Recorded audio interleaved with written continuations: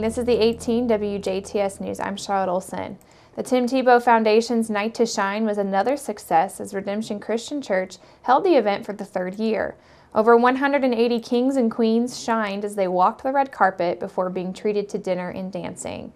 Night to Shine is a prom night experience centered on God's love for people with special needs ages 14 and older.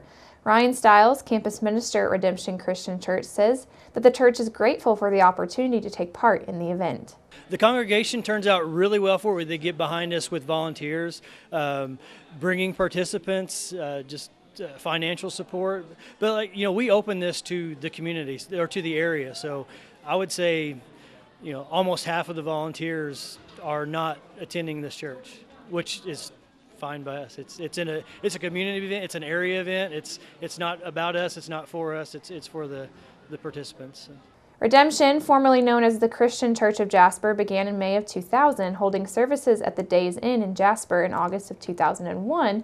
Redemption purchased their first building, a warehouse, and the church continued to grow, and in 2007 they held their first service in their present location.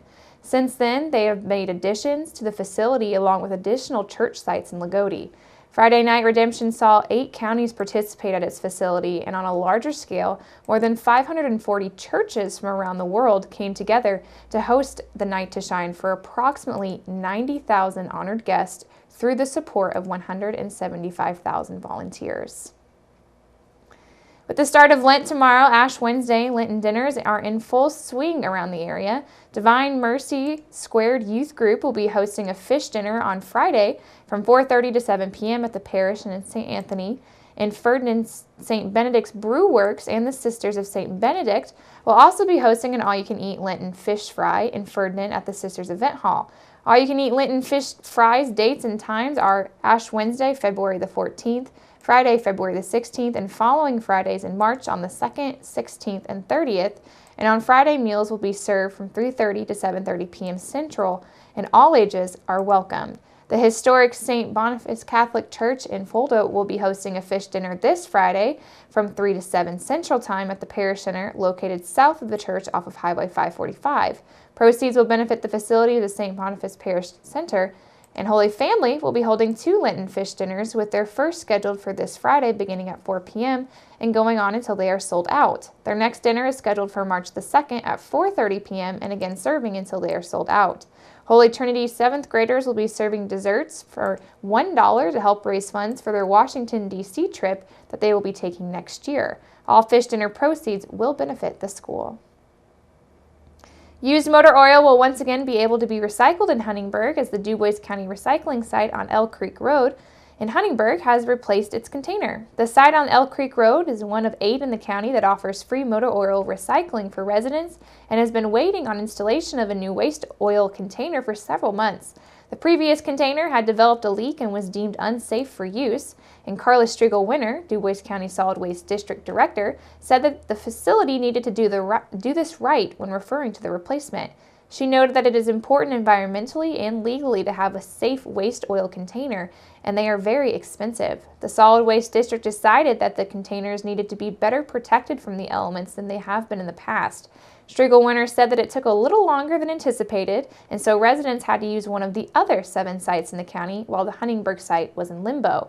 The new waste oil container sits on a concrete base and is enclosed by a lean-to, which will protect it and keep it operational longer. The oil filter and antifreeze recycling containers are also now housed under this lean-to. Striegel-Winter commended the work done as a great example of how working together can make things happen. The Solid Waste District purchased the oil container and the Highway Department made the concrete base and the lean-to. The plan is to slowly work towards having the same setup at all 8 sites. The Ireland and Pine Ridge sites are also getting new oil containers and a new lean-to in 2018, and the District and Highway Department plans to continue adding the protective buildings to the rest of the sites in the following years as budgets allow.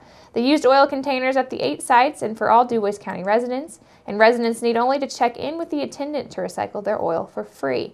Businesses having waste oil to recycle can contact the district for other recycling options. Information on recycling and proper disposal in DuBois County can be found at www.duboiscountycycles.org or on their district's Facebook page, and you can also call 812-482-7865. State Representative Shane Lindauer of Jasper has filed paperwork to seek re-election to the House District 63 in the Indiana House of Representatives. Last November, Lindauer was elected in a caucus to complete the remainder of Mike Braun's term and was sworn into office in December.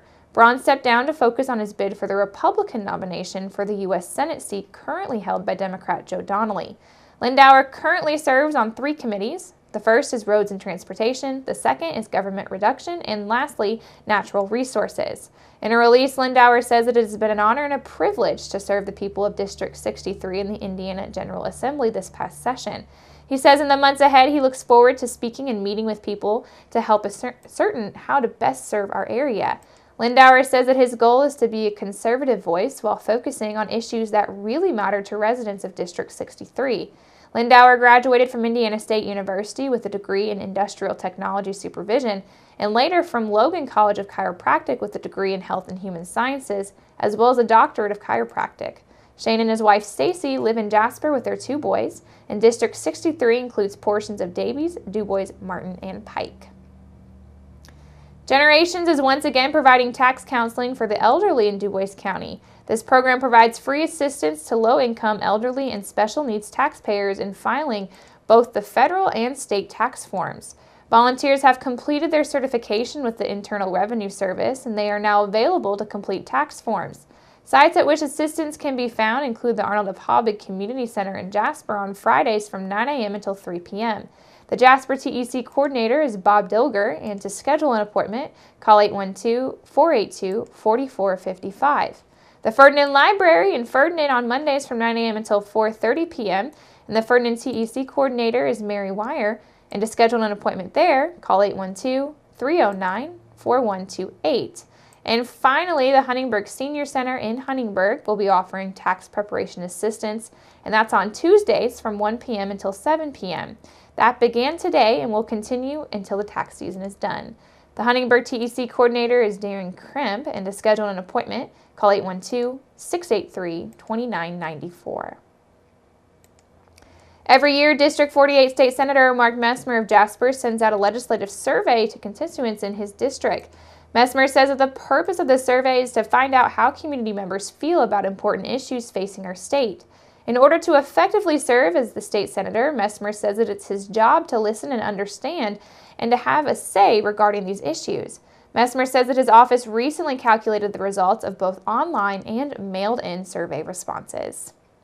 Indiana recently received news that the Healthy Indiana Plan would be extended. According to my survey results, the vast majority of District 48 residents strongly believe that while under the Healthy Indiana Plan, able-bodied adults should be required to look for work in order to receive any publicly funded health care coverage. Another topic District 48 residents feel strongly about is handgun permits. In the survey, the vast majority of District 48 residents believe handgun owners should continue to undergo background checks in order to carry a handgun in public. Messmer says that short-term rental services like Airbnb have been debated this session as well because some communities around the state are attempting to ban property owners from renting out their own homes on a short-term basis. He says more than 80% of the residents in District 48 believe that local governments should not have the ability to prohibit homeowners from renting out their own home with these short-term rental services. He says there has been a lot of discussion lately regarding illegal immigration on a local, state, and federal level. 64% of the residents in District 48 believe that illegal immigrants who were brought into the United States as children should not be eligible to receive the same in-state college tuition rate as the legal Indiana residents. Messmer says that residents in District 48 were split regarding school start dates, with 56% of residents believing schools should continue to have the ability to set their own schedule and not be restricted from starting classes before the last Monday in August. Messmer says it is helpful to him to know citizens' thoughts, and lawmakers help to discuss these proposals at the State House. He says having this valuable information helps their approach on possible legislation. He also thanked everyone who took the time to fill out his legislative survey, and as always, you can contact Messmer's office directly with your questions and concerns. You can email him at senator.messmer@iga.in.gov or call at 800-382-9467. Over the weekend, a barn owl was shot in Perry County, and the owl was not banded and is not one of the barn owls in a current nest camera at the DNR's Southern Indiana location. The owl is being treated at the Dwight R. Chamberlain Raptor Center at Hardy Lake. The barn owl is a state endangered species, and the DNR is asking anyone with information about who may have shot the owl to contact them at 1-800-TIP-IDNR.